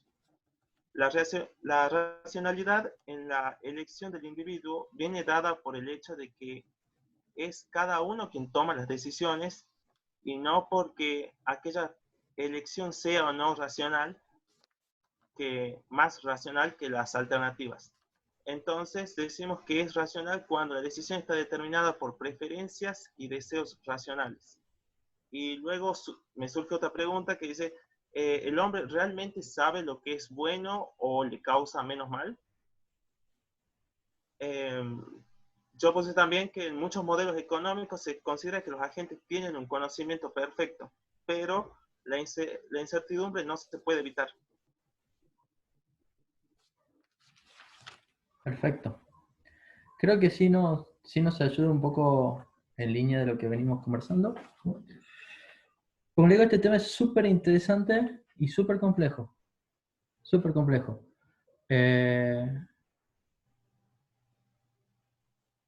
Primero lo que le decía es una cuestión semántica, que es ser racional. La racionalidad, hasta como la veníamos conversando acá, hasta donde la venimos tratando con el texto, es una cosa mucho menos ambiciosa que los modelos de expectativas racionales en la macroeconomía. El modelo de expectativa racional en la macroeconomía no solo tenés que ser racional a nivel micro, sino muchísimas cosas más. Y ya la vamos a conversar. Pero primero nos centremos en el sujeto que individualmente es racional, distinto que haya expectativas racionales. Porque se nos empiezan a mezclar toda la terminología y muchas veces genera confusión eso. Entonces yo creo que para entrar a lo que es la cuestión de la racionalidad, vamos a empezar el comentario que hizo el compañero al último, que va más por esa línea. Un individuo racional es el homo economicus maximizador, básicamente, que sus preferencias cumplen con ser completas y ser transitivas. En ese sentido. Y si le agregamos además que son continuas y son no saciables, que siempre prefiere más a menos, y que no tiene pozos, que siempre más o menos va a tener una línea de opciones de preferencias, estamos más o menos en el modelo que ustedes conocen del agente maximizador. ¿Ok? Siendo ya acá más precisos. Eso es un tipo racional, en el término microeconómico. ¿Qué implica para este tipo ser racional? Que puede hacer un ranking de todo lo que hay, que consistentemente, si le gusta más las películas de Tarantino que las películas de Campanella, cada vez que vos le digas, ¿qué querés ver? ¿Una película de Tarantino o una de Campanella? La de Tarantino te va a decir. Y nunca se va a confundir con eso, y nunca va a cambiar de opinión. ¿Por qué? Porque él es consistente con sus decisiones, y eso es lo que te hace que vos puedas predecir. Yo ya sé que este tipo, si yo le pongo una de Tarantino y una de Campanella, siempre va a elegir la de Tarantino. ¿Por qué? Porque es racional y sus preferencias son completas y transitivas. Si yo le digo, tenés para ver una de Tarantino, una de Campanella y una de Chuck Norris. ¿Qué preferís? ¿Una de Tarantino o una de Campanella? Siempre te va a decir la de Tarantino. No se va a confundir porque de repente ahora puede haber además la de Chuck Norris. Porque yo la de Chuck Norris al final no se la puse como opción. Estaba ahí, pero no le molestaba. Entonces tampoco se confunde por nuevas cosas que aparezcan. El sujeto conoce las opciones. Tienen información completa de todas las posibilidades que hay dentro de su restricción presupuestaria. No es que él podría haber visto una película de Chuck Norris y no sabía que existía la película de Chuck Norris. Entonces, si estaba disponible en el mercado, él la conocía, a la película. Y si es que la podía pagar, básicamente, o tenía acceso. Sus preferencias son individuales, en el sentido de que no se formaron socialmente. No es que a él le gusta la de Chuck Norris porque vino un amigo y le dijo, o la de Tarantino porque vino un amigo y le dijo, che, vos sabés que está muy bueno Tarantino, hace tremendas películas con mucha sangre, mírala, o porque la pusieron una publicidad en Netflix para que la vea. Sino que él ya sabía, de alguna forma, no sé cómo formó sus preferencias, en aislamiento, encerrado en su cuarto, en cuarentena. Ella sabía que prefería la de Tarantino sin haber sido influenciado por nada. Esos son básicamente... Después también hay una cosa más sofisticada, que es que el tipo tiene la inteligencia para evaluar sus estados de bienestar en distintas situaciones. Él puede decir, yo sé cómo voy a sentir si veo una de Chuck Norris, sé cómo voy a sentir si veo una de Tarantino, sé cómo voy a sentir si veo una de Campanella, y si yo le pongo 1000, vas a ver cómo se va a sentir, y si le pongo 10.000, vas a ver cómo se va a sentir. No es que va a tener más esfuerzo por evaluar su bienestar en cada uno de los estados. Él tiene una capacidad infinita de armar estos ranks. El tipo tiene una memoria perfecta, no se confunde. Si una vez armó un ranking, vos le preguntás dentro de 100 años y él va a saber cuál es su ranking. Y lo va a seguir respetando, porque es consistente. Eso es básicamente un tipo racional. Un homo economicus. ¿Ok? Y siempre va a elegir lo que le dé, lo que esté arriba en su ranking de preferencia. Que si se quiere, en la teoría utilitarista, lo que le dé más bienestar, lo que te dé más placer, va a maximizar su función.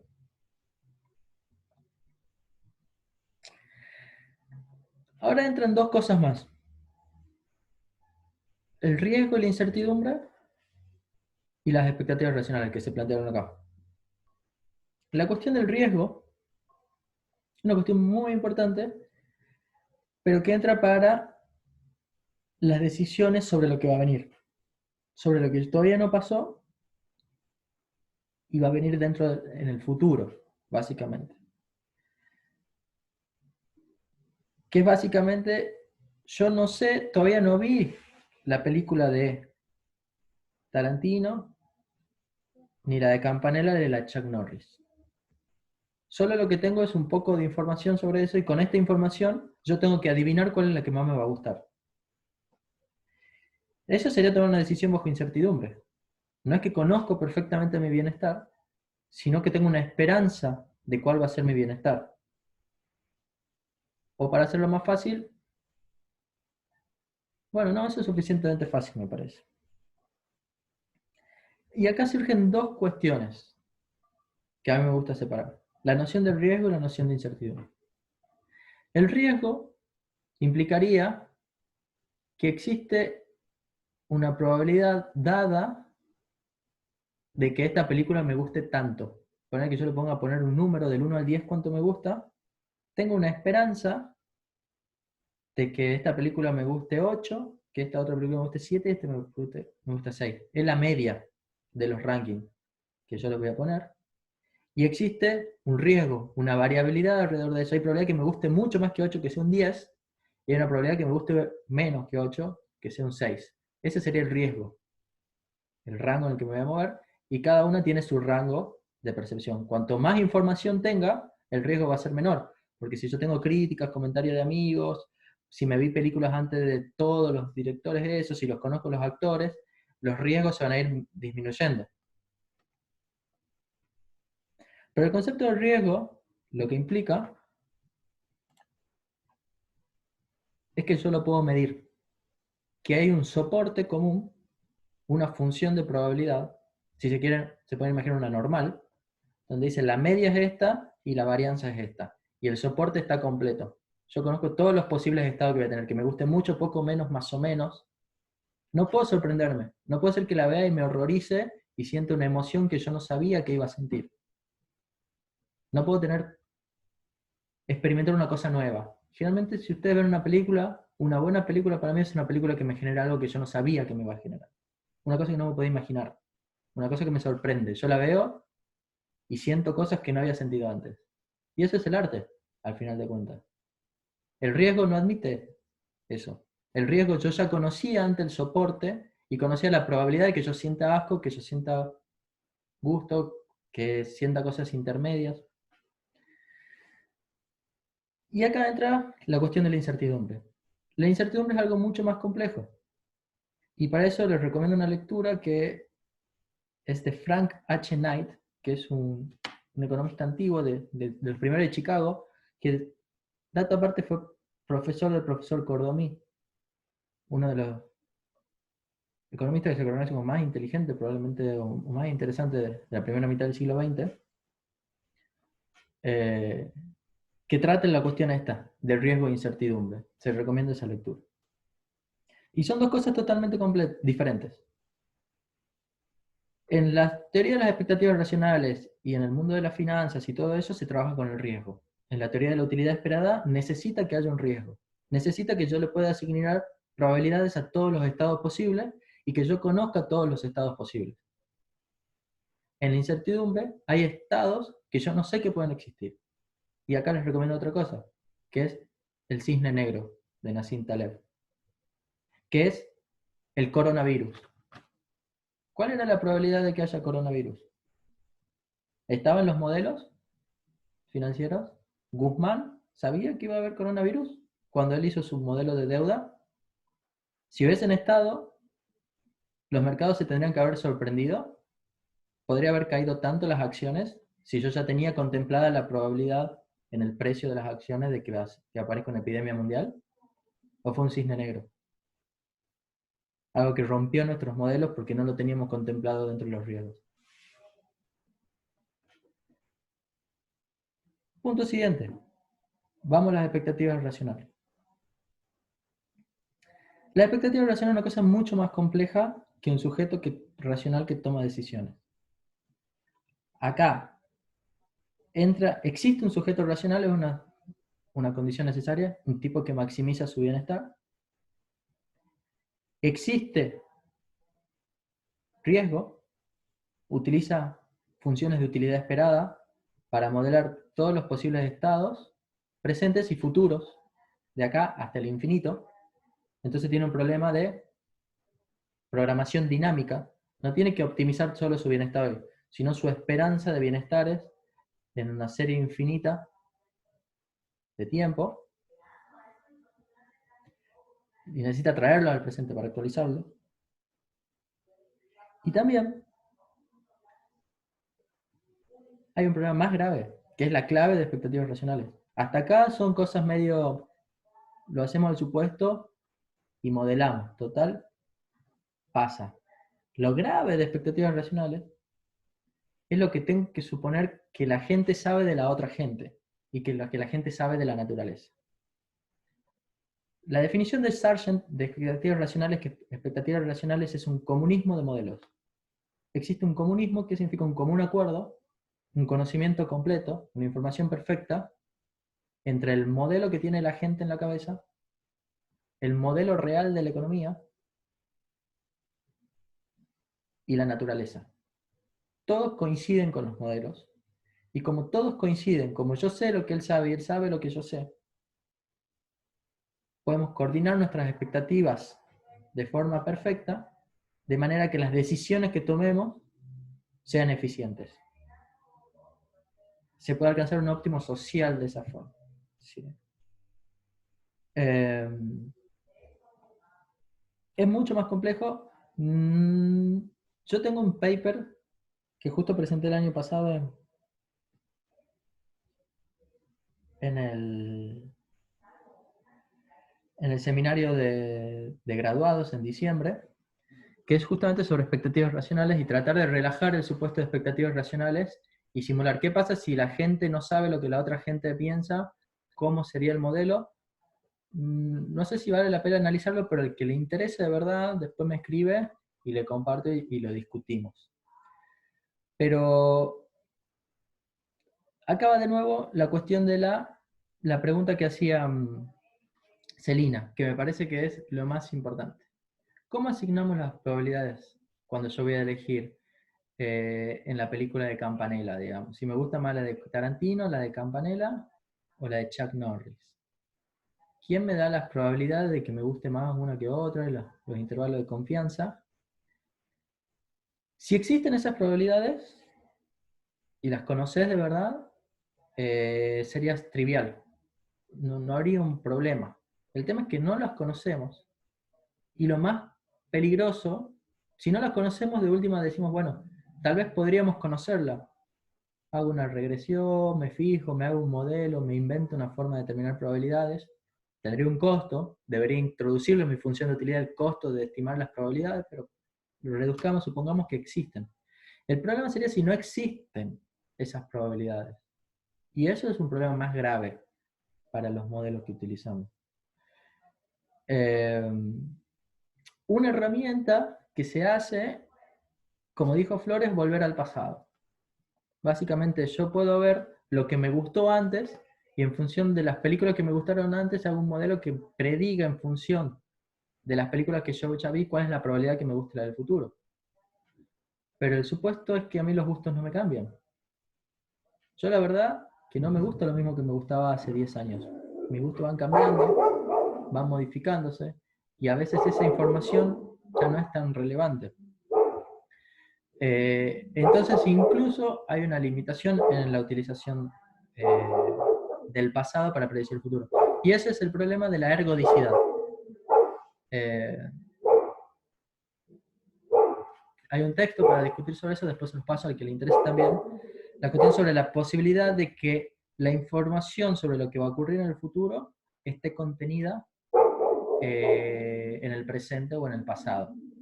Es un supuesto complejo porque eso te habla que hay un mundo que es cerrado. Si la información del mundo futuro está ya determinada hoy, significa que vivimos en un mundo determinado, en cierta forma, que va siguiendo un proceso.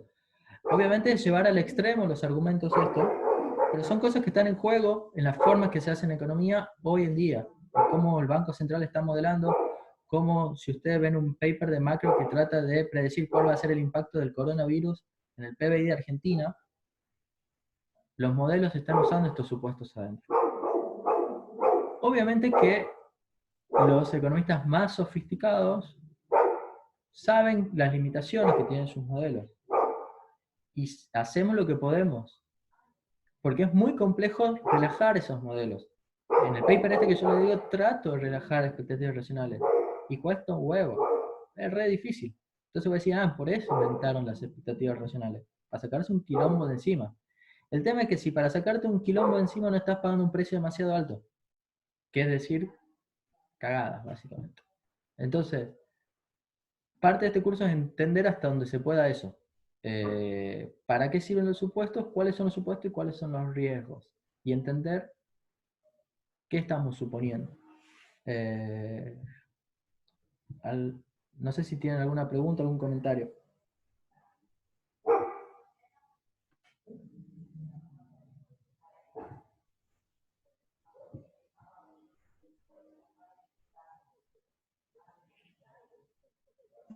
Profe, y si no se puede utilizar esta herramienta de que es volver al pasado, ¿cómo resolvemos entonces esto? Tipo, de asignar las probabilidades.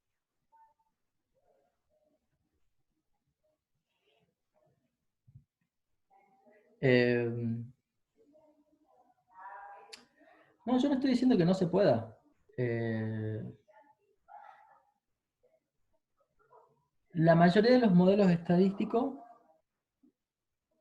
todos, necesitan utilizar los modelos probabilísticos, básicamente, necesitan utilizar la información del pasado para estimar probabilidades de sucesos futuros. El tema es, ¿qué tan correcto es hacer eso? Y si tenemos otra alternativa de pensar, porque al final de cuentas, siempre nosotros lo que trabajamos, o sea, todas las decisiones que tomamos siempre están condicionadas un poco por nuestra propia experiencia. Y eso es algo que por ahí no se puede escapar. Es como una imposibilidad del humano por sí. El tema es ser consciente de lo que estamos haciendo. Cuando vos estás tomando una decisión basándote en la esperanza del futuro basado en las condiciones de los sucesos pasados. Tenés que entender cuál es el riesgo que vos estás teniendo de no haber incluido cosas que sean probablemente muy relevantes dentro de eso. Y tenés que entender cuál va a ser la capacidad de tus predicciones. Si yo te digo el PBI de Argentina, el que te dice hoy que el PBI de Argentina va a caer 4,32%, es alguien que vos lo tenés que mirar muy seriamente y decir, ¿4,32%? ¿Cómo sabes que no es 4,33 o 4,31? ¿Cómo sabes que no es 5%? No me jodas. Entonces, más que nada, el entender estas cosas sirve para no pretender que tenemos una precisión sobre las predicciones que hacemos, más allá de lo que se puede saber, digamos. ¿Cuáles son las herramientas que tenemos a disposición para tomar decisiones bajo incertidumbre? Pues, básicamente es eso. Ser más consciente de qué implica tomar decisiones bajo incertidumbre.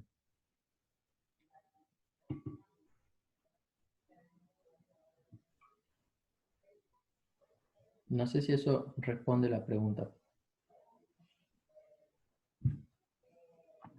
Sí, gracias.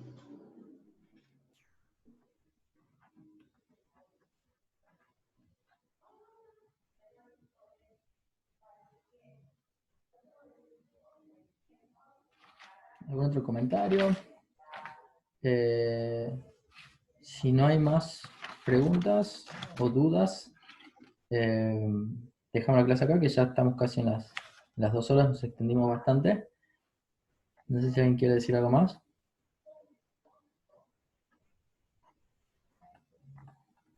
Ok. La clase que viene sería sesión 3, filosofía de la economía, economía como filosofía. Está planeada para el martes 7. Podemos mantener esta hora o pasar a la mañana, no sé. Hagamos una votación rápida que diga mañana o tarde. En esto, a ver si ya nos empezamos a acomodar en el horario de la materia.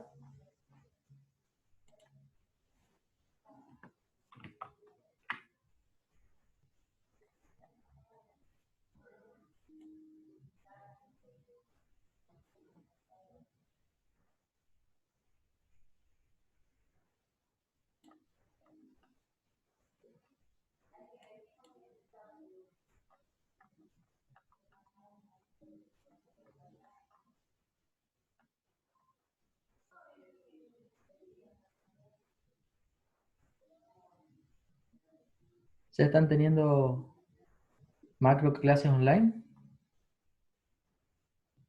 Ok. Bueno, está ganando la tarde, entonces por ahora mantengamos este horario de las 18, que parece que está teniendo buena aceptación. A mí también me sienta bien. Así que nos vemos el martes. Y nada, quedamos abiertos por consultas. Si alguno quiere más referencias sobre alguna de las cosas que le comenté, me escribe después y les paso. Y bueno, voy a ver si puedo estar subiendo esta noche, mañana, la clase esta a la web también.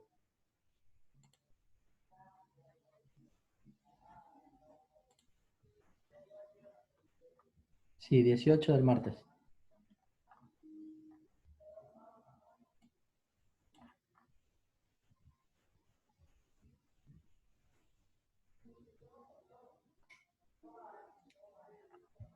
Bueno, chao entonces. Muchas gracias a todos.